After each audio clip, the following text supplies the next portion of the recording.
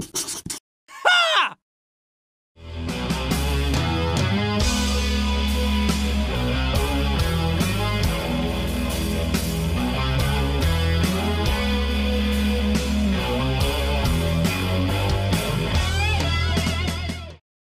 Oh, I'm sorry, were you looking for a review of American Reunion? Yeah, no, not gonna do that. No point in it. I hate American Pie. I have always hated American Pie. Like, you know how much I hate the Scream movies?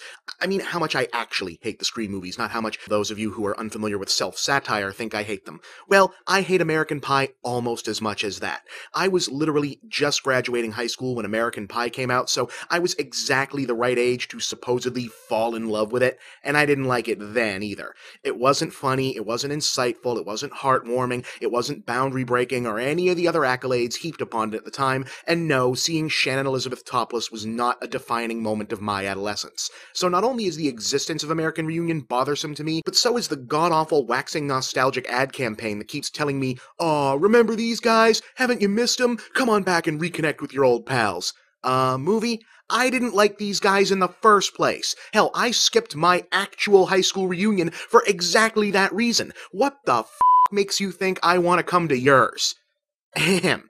So anyway, The Raid is very much an action film for the age of globalism, an Indonesian martial arts movie from a Welsh director named Gareth Evans, combining a thoroughly modern setting and storyline with action scenes built around pencak silat, the traditional indigenous martial art of Indonesia. If you've heard of it, you've probably heard that it's awesome, and you've heard correctly. The story is actually more like a setup. A ruthless crime boss has barricaded himself in a Jakarta high-rise, setting himself up as a landlord with high-tech security arrays and all of the building's tenants as a makeshift personal army. An elite team of heavily armed police stage a raid on the building, but a series of tragic complications leave them trapped inside with no hope of reinforcements as the crime boss orders the building's entire population of desperate ruffians into battle. To escape, the police will have to fight their way out through wave after wave of enemies, mostly in brutal hand-to-hand combat. I'll confess that I don't know enough about pencak silat to tell you how different it is from most other cinematic martial arts, though if The Raid is an accurate portrayal, it seems to play a little closer to the full-body contact stuff seen in the recently popularized Muay Thai movies, as opposed to the limb strike-based combat you tend to see in similar films from China or Japan, though to be honest, it's here mostly employed in the context of life-or-death brawls than matches with specific move patterns.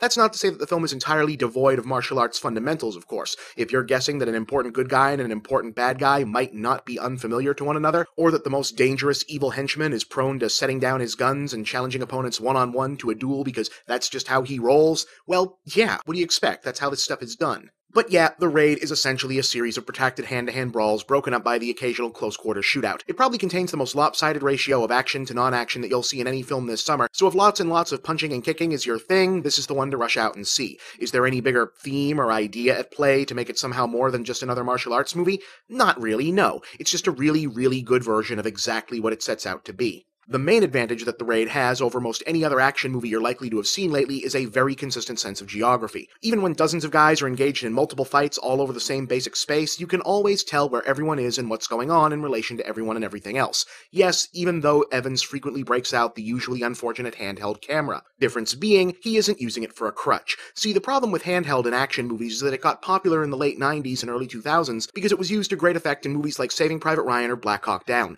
In those movies, it was used to give big action scenes a sense of you-are-there immersion, but the filmmakers still made sure to structure a coherent action scene around it. Subsequent lesser filmmakers, however, realized early on that so-called shaky cam made it easier for them to ignore the difficult task of maintaining a coherent sense of geography because, hey, the audience won't notice it if it's moving around so much. Well, even if you don't think you notice such things, your subconscious does. That's why it's hard to remember anything that actually happened in the action parts of Battle LA or Transformers, because there's nothing solid for your memory to grab onto. Now, I can't promise that The Raid will change your life, but it is probably going to be the last legitimately great R-rated action movie to come out for a little while, so definitely check this one out. See you next time.